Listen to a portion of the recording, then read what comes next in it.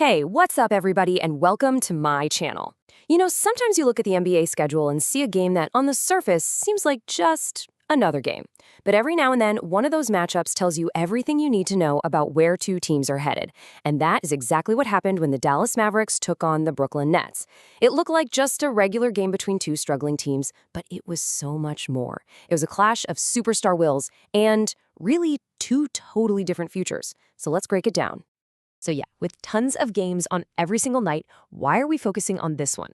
Well, it's because this game is the perfect example of one of the biggest dilemmas in basketball. You've got a rising star who's trying to prove he's the future, going up against an established superstar who's trying to salvage his team's season. And for the teams themselves, it brings up that really tough question. Is it better to win right now, or should you maybe lose on purpose for a brighter tomorrow?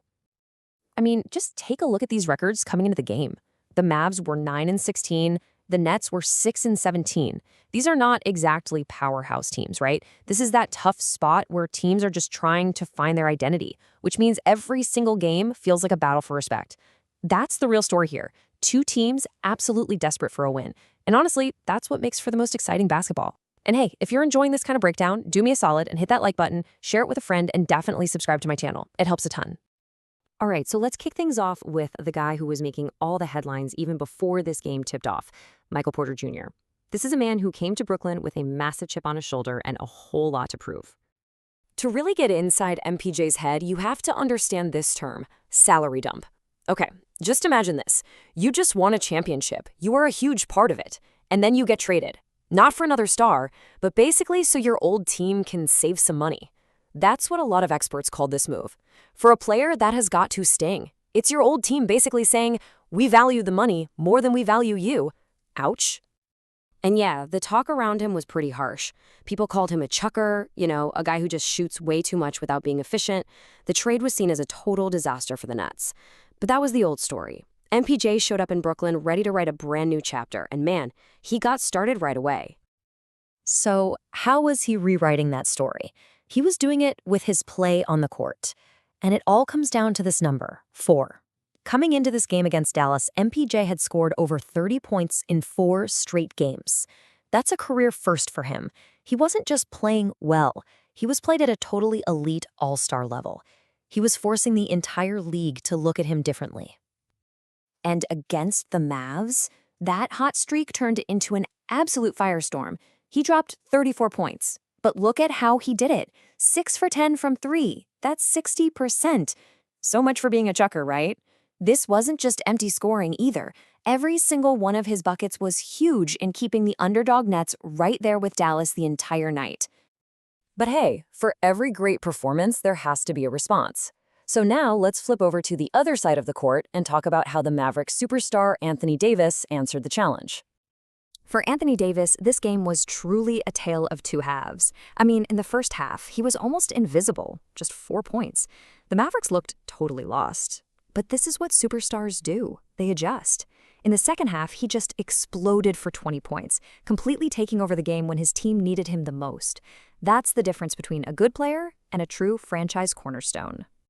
And it wasn't just about the points. It was everything else he did. He became the engine for the Mavericks. While MPJ was the flamethrower lighting up the scoreboard, AD was that two-way force doing all the dirty work, grabbing huge rebounds, protecting the room with big-time blocks, and just completely changing the energy of the game to pull his team back into it. So you've got these two stars just trading blows. MPJ is on fire, AD is doing a little bit of everything, and it all set the stage for a crazy fourth quarter where this thing was going to be won or lost. And in that final quarter, you can see the whole game just flipped. The Mavericks completely took control, outscoring the Nets 29-19. For Brooklyn, and especially for MPJ, their offense just went cold at the worst possible time. After shooting the lights out all game, they only hit 28% of their shots in the fourth. That right there is the difference in the NBA, clutch time defense. And this is where things got super tense. After an MPJ three-pointer, the game was tied up, 110-110, with just over 3 minutes left on the clock. It was anybody's game.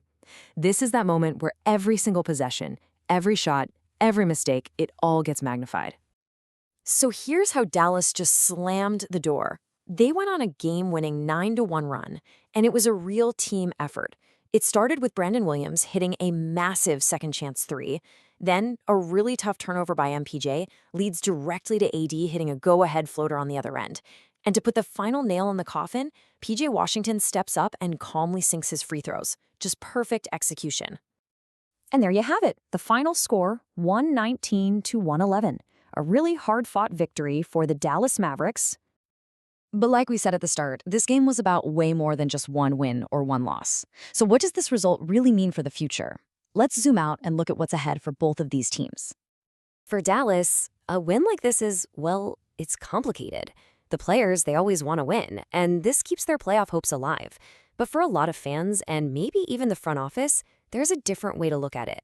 They're kind of stuck in the middle. Not good enough to be a real contender, but not bad enough to get a top draft pick. And that's where this really controversial idea comes into play. And that idea is called tanking. The logic is pretty simple, even if it's painful to watch. You lose games on purpose now, so you can get a better pick in the draft later, hoping to land that next big superstar. So, weirdly enough, for the fans who want the team to tank, this exciting, gutsy win is actually a bad thing for the long-term plan.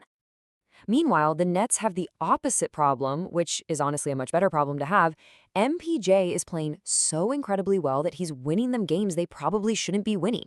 He's making them too competitive to get a top draft pick. So this creates a huge question for them. Is he the superstar? Is this the guy you build your entire franchise around? So at the end of the day, this game leaves us with a classic basketball debate. We saw two amazing but totally different performances. On one hand, you've got Michael Porter Jr., just the unstoppable scorer who carried his team. On the other, you've got Anthony Davis, the clutch winner who made all the right plays when it mattered most. So, what do you value more? Do you go with MPJ's pure offensive firepower or AD's gritty two-way will to win? There's really no wrong answer, and that's what makes sports so great to talk about. I really want to know what you guys think, so let me know who you thought had the more impressive night down in the comments below. Thanks for watching.